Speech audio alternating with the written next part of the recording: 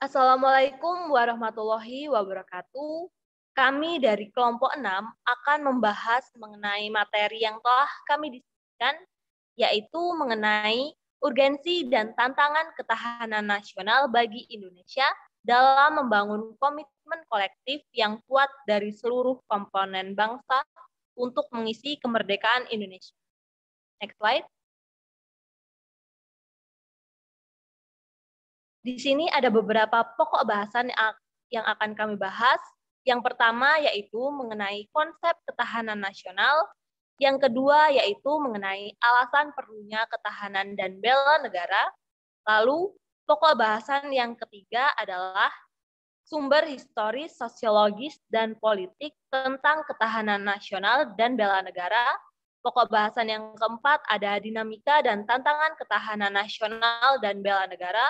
Lalu pokok bahasan yang kelima adalah esensi dan urgensi ketahanan nasional dan bela negara.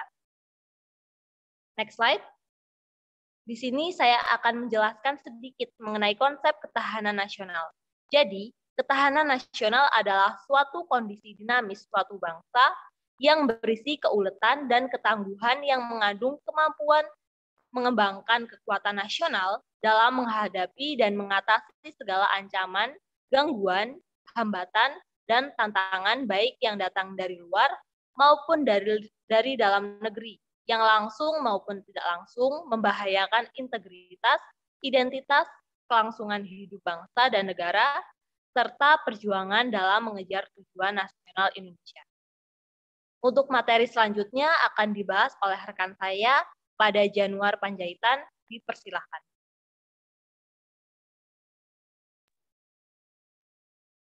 Saya Januar Panjaitan dengan NPM 013 akan menjelaskan konsep ketahanan nasional.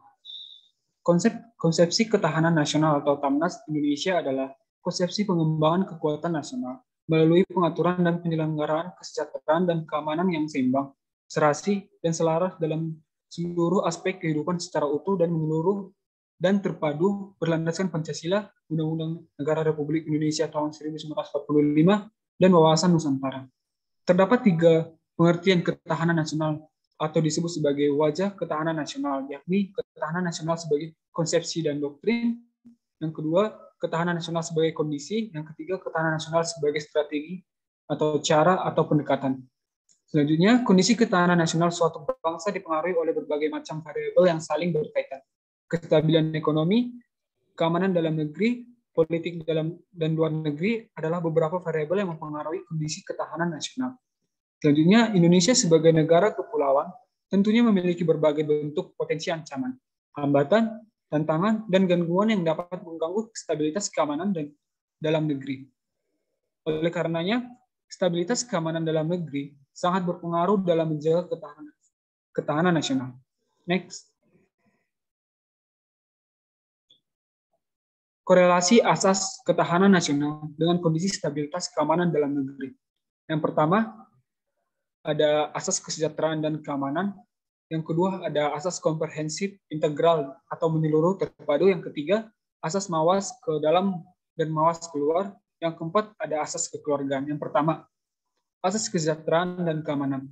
Kesejahteraan dan keamanan dapat dibedakan, tetapi tidak dapat dipisahkan dan merupakan kebutuhan manusia yang mendasar serta esensial. Kesejahteraan dan keamanan bila diibaratkan sebagai 2 sisi mata uang. Keberadaan yang satu dengan yang lainnya saling berpengaruh dan saling menguntungkan. Kondisi stabilitas keamanan dalam negeri yang kondusif dan terkendali akan memberikan lingkungan positif dalam pertumbuhan ekonomi sekaligus titik tolak peningkatan kesejahteraan. Dengan demikian, kesejahteraan dan keamanan merupakan asas dalam sistem kehidupan nasional.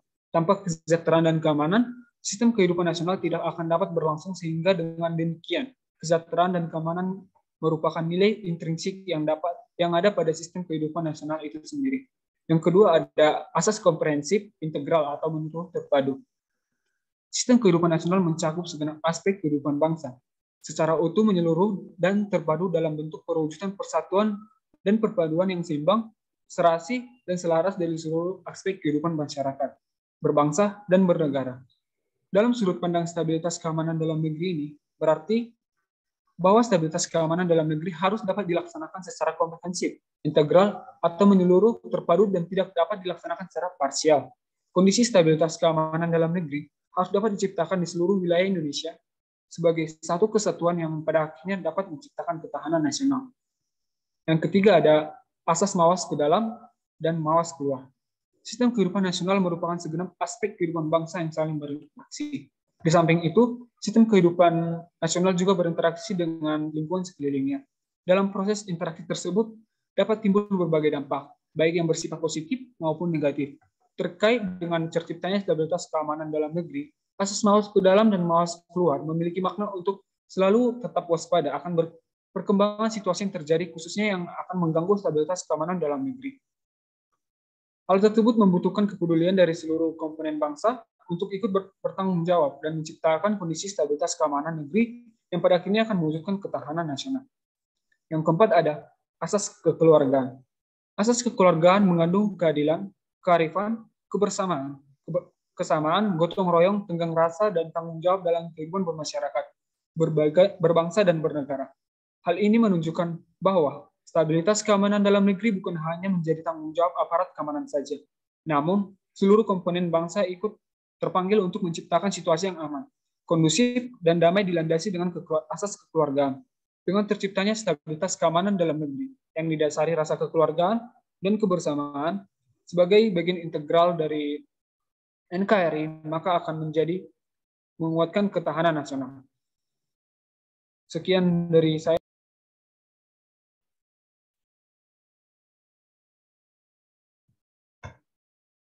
Baik, untuk selanjutnya, di sini saya Putri Handayani dengan nomor MPM 21110311018. Di sini saya akan melanjutkan pemaparan materi mengenai mengapa ketahanan nasional dan bela negara itu diperlukan.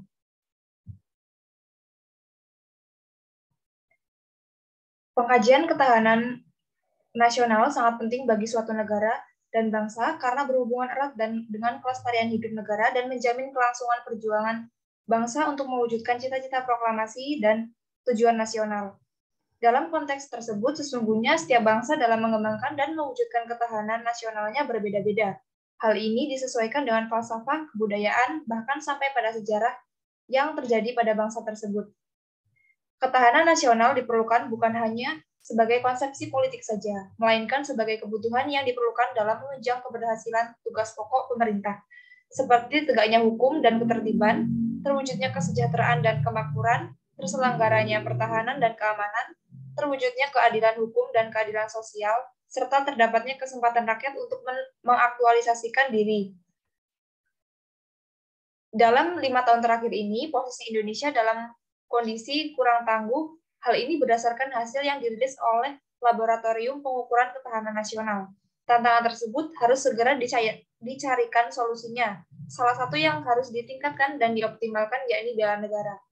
Dalam Undang-Undang Dasar 1945 Pasal 30 dan Undang-Undang Nomor 3 Tahun 2002 sudah diamanatkan terkait dengan bela negara ini. Kondisi kekinian yang terjadi di Indonesia, seharusnya bela negara dapat disesuaikan dalam penerapannya dengan program-programnya melalui nilai-nilai yang adaptif dengan kekinian. Penyesuaian ini dilakukan supaya lebih menarik dan dapat menumbuhkan sikap bela negara guna dicarikan solusinya dari berbagai macam masalah di Indonesia. Ketahanan nasional sendiri diperlukan untuk mendukung keberhasilan misi utama pemerintah, antara lain untuk terpeliharanya hukum dan ketertiban, terwujudnya kemakmuran dan kesejahteraan, terselenggaranya pertahanan dan keamanan, terwujudnya keadilan dan keadilan sosial hukum, serta kesempatan bagi rakyat untuk mencapai kelangsungan hidupnya, bangsa dan negaranya.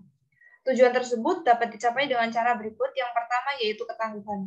Ketangguhan di sini adalah kekuatan yang menyebabkan seseorang atau sesuatu dapat bertahan, kuat menderita, atau dapat menanggulangi beban yang dipikulnya.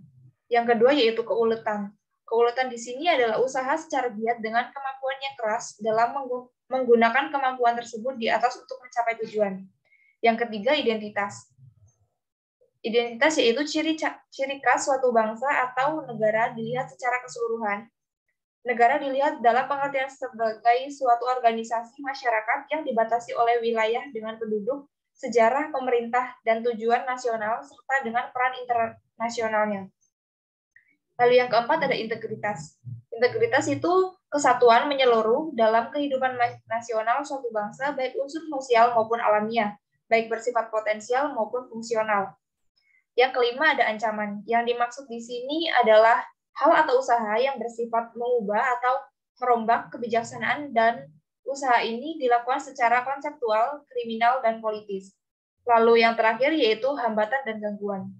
Hambatan dan gangguan itu hal atau usaha yang berasal dari luar dan dari diri sendiri yang bersifat dan bertujuan melemahkan atau menghalangi secara tidak konseptual. Baik, untuk selanjutnya akan dilanjutkan oleh rekan saya.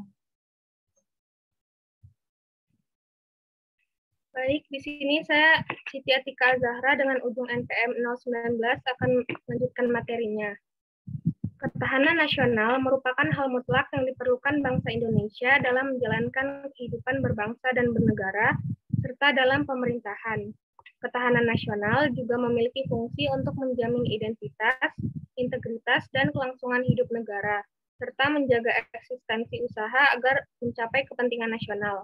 Nah, alasan diperlukannya ketahanan nasional serta bela negara ini ada 3. Yang pertama, sebagai daya tangkal dari segala bentuk gangguan atau ancaman, serta hambatan dan tantangan. Yang kedua, menjadi petunjuk arah bagi bangsa untuk mengembangkan potensi dan kekuatan bangsa dalam bidang politik, ekonomi, ideologi, serta sosial budaya. Yang ketiga, memudahkan dalam menyatukan pola pikir, pola tindak, serta cara kerja intersektor, antar sektor, dan multidisipliner. Nilai-nilai nasionalisme dan bela negara menjadi pijakan dalam membangun kekuatan nasional yang akan menjadi kekuatan pertahanan negara Indonesia yang tangguh dan kuat. Kedua komponen tersebut menjadi prasyarat dari sudut pandang yang harus selalu dibina dan dikembangkan secara terus-menerus, terpadu, dan berkelanjutan. Oleh karena itu, nasionalisme dan bela negara bukan hanya sebuah retorika, melainkan juga harus diwujudkan dan diimplementasikan secara nyata oleh seluruh komponen bangsa, utamanya generasi penerus bangsa. Generasi penerus bangsa mempunyai tanggung jawab untuk memahami dan mengerjakan terkait dengan pemenuhan hak dan kewajibannya dalam bela negara dari perspektif ketahanan nasional. Materi selanjutnya akan disampaikan oleh rekan saya, Nafila.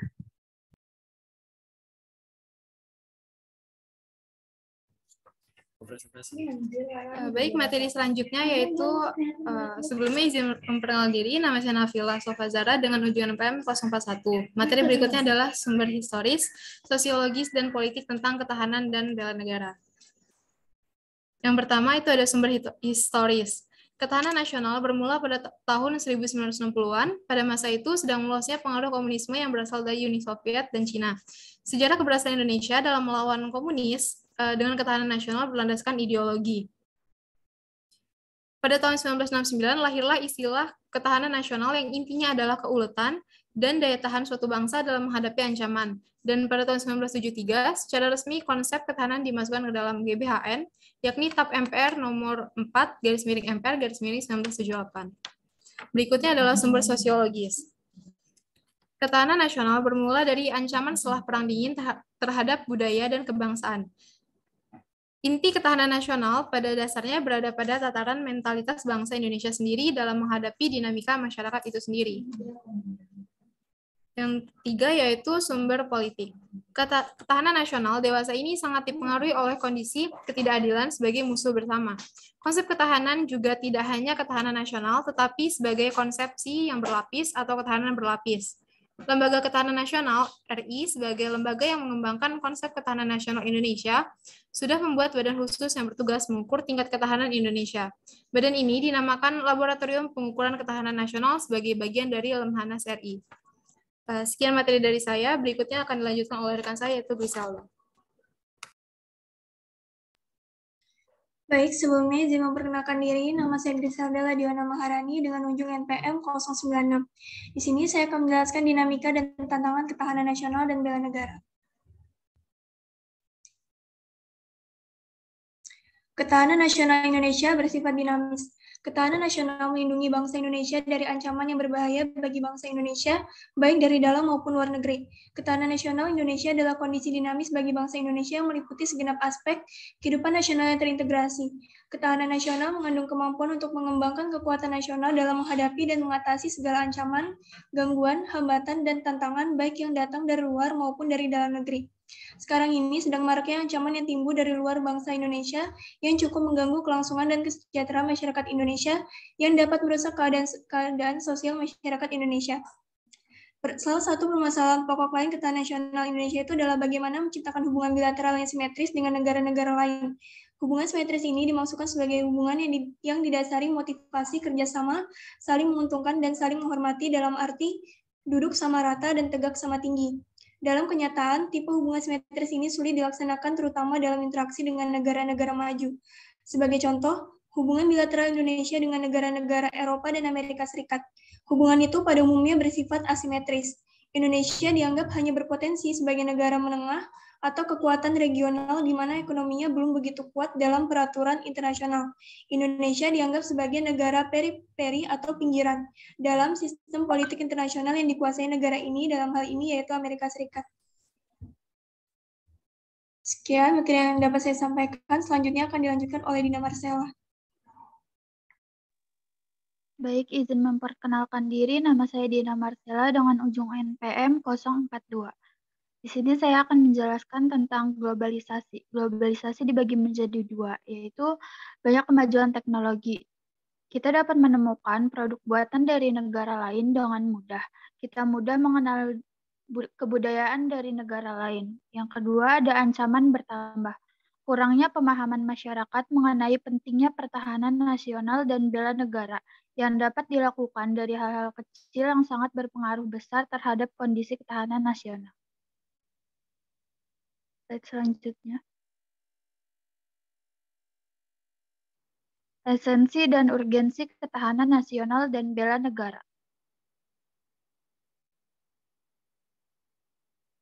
Ketahanan nasional sebagai konsepsi, ketahanan nasional sebagai kondisi, dan ketahanan nasional sebagai konsepsi atau doktrin. Ketiganya bisa saling berkaitan karena diikat oleh pemikiran bahwa kehidupan nasional ini dipengaruhi oleh 8 gatra sebagai unsurnya, atau dikenal juga dengan nama ketahanan nasional berlandaskan ajaran Astragatra. Konsep ini selanjutnya digunakan sebagai strategi, cara atau pendekatan di dalam mengupayakan ketahanan nasional Indonesia. Kedelapan gatra ini juga digunakan sebagai tolak ukur di dalam menilai ketahanan nasional Indonesia sebagai kondisi. Esensi dari ketahanan nasional pada hakikatnya adalah kemampuan yang dimiliki bangsa dan negara dalam menghadapi segala bentuk ancaman yang dewasa ini spektrumnya semakin luas dan kompleks. Sekian dari saya, materi selanjutnya akan dijelaskan oleh rekan saya, Alia. Saya Alianti Sapira dengan ujung NPM 097 akan melanjutkan materi tentang esensi dan urgensi ketahanan nasional. Morgenthau, seorang ahli hukum dan politik Jerman, mengemukakan bahwa terdapat dua faktor yang memberikan kekuatan bagi suatu negara, yaitu yang pertama, faktor-faktor yang relatif stabil, yang terdiri atas geografi dan sumber daya alam. Dan yang kedua adalah faktor-faktor yang relatif berubah, yang terdiri atas kemampuan industri, militer, demografi, karakter nasional, moral nasional, kualitas diplomasi, dan kualitas pemerintah. Next slide.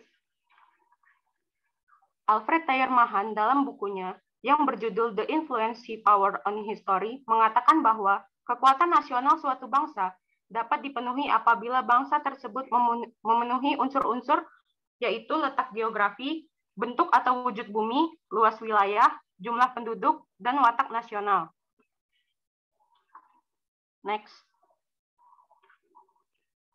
Unsur-unsur ketahanan nasional model Indonesia terdiri atas 8 unsur yang dinamakan Astagatra atau 8 gatra, yang terdiri atas 3 unsur alamiah atau Trigatra dan 5 unsur sosial atau Pancagatra, yang akan dijelaskan sebagai berikut. Next. Yang pertama, 3 aspek kehidupan alamiah atau Trigatra terdiri atas yang pertama, Gatra letak dan kedudukan geografi merupakan hal yang terkait dengan wilayah negara, meliputi bentuk wilayah negara, luas wilayah negara, posisi negara, dan daya dukung wilayah negara. Yang kedua, gatra keadaan dan kekayaan alam merupakan hal yang terkait dengan kemajuan teknologi, informasi, dan komunikasi, serta sumber kekayaan alamnya, baik dari segi kualitas maupun kuantitas. Contohnya, potensi sumber daya alam seperti hewani, nabati, dan tambang, kemampuan sumber daya manusia dalam mengeksplorasi sumber daya alam, pemanfaatan sumber daya alam, dan kendali atas sumber daya alam tersebut. Yang ketiga, gatra keadaan dan kemampuan penduduk, meliputi jumlah penduduk, komposisi penduduk, persebaran penduduk, dan kualitas penduduk. Gatra ini memiliki pengaruh yang kuat terhadap upaya membina dan mengembangkan ketahanan nasional. Selanjutnya, 5 aspek kehidupan sosial atau pancagatra. Yang pertama, gatra ideologi, merupakan perangkat nilai-nilai bersama yang diyakini baik untuk mempersatukan bangsa. Bagi bangsa Indonesia, nilai bersama ini tercermin dalam Pancasila. Yang kedua, gatra politik, berkaitan dengan kemampuan mengelola nilai dan sumber daya bersama agar tidak menimbulkan perpecahan, agar tetap stabil dan konstruktif dalam pembangunan. Gatra ini diwujudkan dalam sistem politik yang diatur menurut konstitusi negara dan harus dipatuhi oleh masyarakatnya. Yang ketiga, gatra ekonomi, merupakan unsur yang berperan langsung dalam pemberian dan distribusi kebutuhan warga negara. Kemajuan ekonomi akan tumbuh sebagai kekuatan dunia seperti halnya pada negara Jepang dan Cina. Yang keempat, gatra sosial budaya, merupakan nilai-nilai sosial budaya yang mencerminkan kesejahteraan bangsa. Kondisi sosial budaya Indonesia disokong oleh semboyan Bhinneka Tunggal Ika. Dan yang terakhir adalah gatra pertahanan dan keamanan negara, merupakan salah satu fungsi pemerintahan negara. Di Indonesia, TNI adalah komponen utama pertahanan ancaman militer, dan lembaga pemerintahan di luar bidang pertahanan adalah komponen utama pertahanan non-militer. Model Astagatra tersebut merupakan hasil pengkajian Lembaga Ketahanan Nasional atau Lemhanas. Untuk materi selanjutnya akan dijelaskan oleh rekan saya. Saya, Profesor Akbar, akan menjelaskan mengenai esensi dan urgensi bela negara. Jadi, apa sih hubungan antara ketahanan nasional dengan pembelaan negara atau bela negara? Bela negara dan ketahanan nasional punya hubungan sangat erat dalam mewujudkan tujuan negara seperti yang tercantum dalam pembukaan UUD 1945, tepatnya pada alinea keempat. Bela negara sebagai upaya pembelaan negara melalui tekad dan sikap semangat serta tindakan seluruh warga negara secara teratur dan terpadu yang dijiwai oleh Negara Kesatuan Republik Indonesia berdasarkan Pancasila dan UUD Negara Republik Indonesia. Begitu pula dengan ketahanan nasional, yang mana merupakan kondisi dinamis bangsa berdasarkan keuletan dan ketangguhan yang mengandung kemampuan untuk mengembangkan kekuatan nasional dan mengatasi segala bentuk tantangan, ancaman, hambatan, dan gangguan, baik dari luar maupun dari dalam, langsung maupun tidak langsung. Selanjutnya, bela negara dapat dilakukan dengan 2 cara. Yang pertama adalah secara fisik. Menurut Undang-Undang Nomor 3 Tahun 2002 tentang Pertahanan Negara, keikutsertaan warga negara dalam bela negara secara fisik dapat dilakukan dengan menjadi anggota TNI, Tentara Nasional Indonesia, dan pelatihan dasar kemiliteran. Selanjutnya, yang kedua adalah secara non-fisik. Menurut Undang-Undang Nomor 3 Tahun 2002 tentang Pertahanan Negara, keikutsertaan warga negara dalam bela negara secara non-fisik dapat diselenggarakan melalui pendidikan, kewarganegaraan, dan pengabdian sesuai dengan Profesi Pendidikan Kewarganegaraan. Profesi Pendidikan Kewarganegaraan diberikan dengan maksud menanamkan semangat kebangsaan dan cinta tanah air. Contohnya adalah dewasa ini membayar pajak sebagai sumber pembiayaan negara merupakan bentuk nyata bela negara non-fisik dari warga negara terutama dalam hal ketahanan nasional di bidang ekonomi. Mungkin itu saja yang dapat saya sampaikan. Selanjutnya saya serahkan kembali kepada moderator.